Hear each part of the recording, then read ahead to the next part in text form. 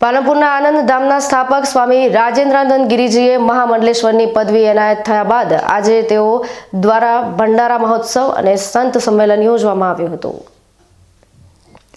પાટણના વિજય હનુમાન સંન્યાસ આશ્રમના મહંત સ્વામી રાજેન્દ્રાનંદ ગિરિજીને પ્રયાગરાજ ખાતે મળેલા મહાકુંભમાં મહામંડલેશ્વરની પદવી એનાયત કરાઈ હતી। ત્યારે આજે પાલનપુરના આનંદધામ ખાતે તેઓ દ્વારા ભંડારા મહોત્સવ અને સંત સંમેલનનું આયોજન હતું, જેમાં સંતો, મહંતો અને રાજકીય અગ્રણીઓ સહિત ધર્મપ્રેમી જનતાને ઉપસ્થિત રહી મહામંડલેશ્વરનું સ્વાગત કર્યું હતું। આ પ્રસંગે ઉપસ્થિત મહામંડલેશ્વર ક્ષિપ્રા ગિરિજી મહારાજે સનાતન ધર્મનું મહત્વ વર્ણવી લોકોને ભક્તિમય જીવન જીવવા અનુરોધ કર્યો હતો।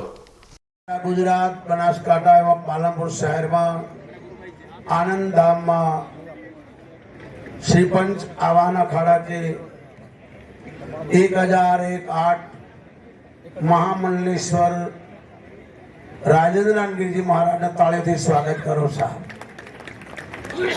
एक गुरु महाराज की कृपा थी हमारा अखाड़ा तरफ थी जेने लायक समझे से ने पदवी મળતી હોય છે।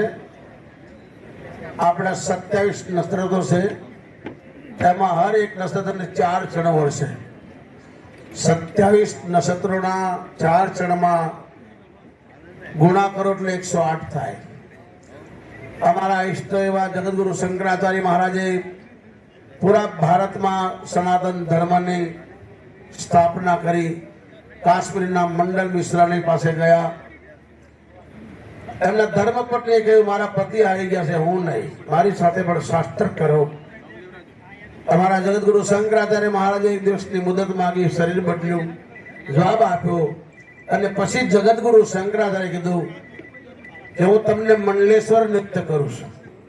અમારા અખાડામાં આચાર્ય શ્રી મહામંડલેશ્વર અવધેશાનંદ ગિરિજી મહારાજે અમને આજ કીધું કે આજથી હું તમને મહામંડલેશ્વર નૃત્ય કરું છું। તમારામાં ગુરુ દત્તાત્રેયને બેસાડું છું।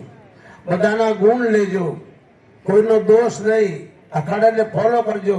અખાડામાં આપણો ધર્મ